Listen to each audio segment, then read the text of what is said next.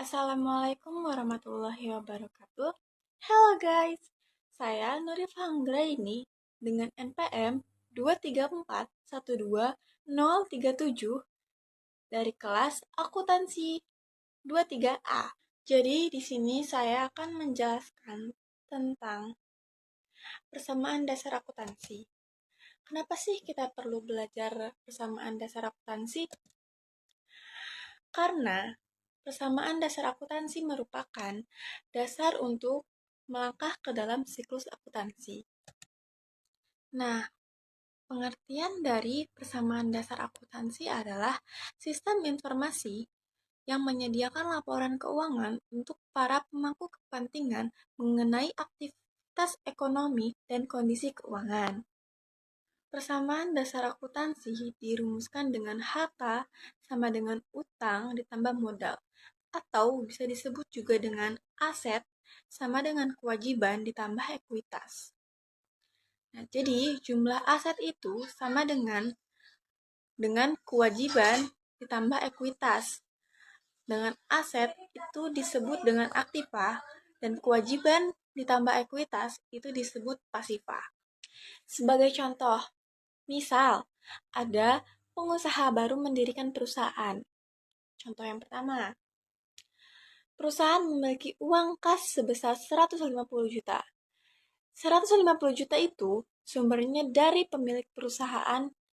Tidak mungkin kan perusahaan baru berdiri sudah menghasilkan 150 juta. Jadi, pemilik perusahaan menyetorkan uangnya untuk menjadi modal di perusahaan barunya.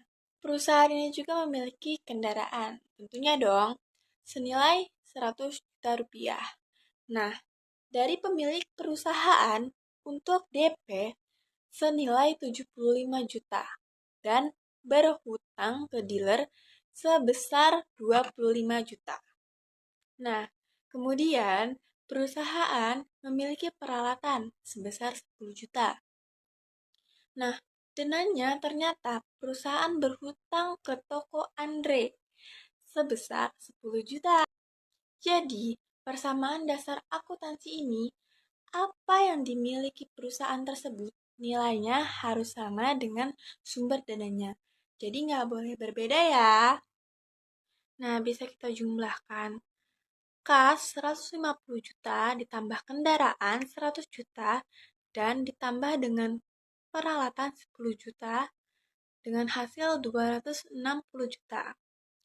Nah, lalu sumber dananya dari pemilik perusahaan 150 juta dan pemilik perusahaan lagi 75 juta, hutang ke dealer 25 juta, hutang ke toko Andre 10 juta. Hasilnya 260 juta rupiah. Jadi, itu sama ya guys. Nggak boleh berbeda. Persamaan dasar akuntansi juga memiliki unsur-unsurnya loh. Nah, unsur-unsurnya itu ada 3. Yang pertama aset, kedua kewajiban, yang ketiga modal. Apa sih aset itu? Aset adalah seluruh kekayaan yang dimiliki perusahaan. Sedangkan kewajiban adalah kewajiban atau tanggung jawab yang harus dipenuhi perusahaan.